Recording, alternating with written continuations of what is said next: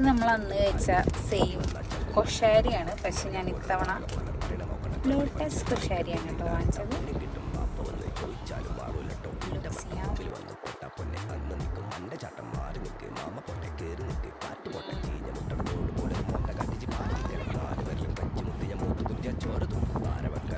കുഴപ്പമില്ല, പക്ഷെ എനിക്ക് ന്യൂട്രലാണ് ഇഷ്ടമായത്. മാംഗോ അടിപൊളിയാണ്.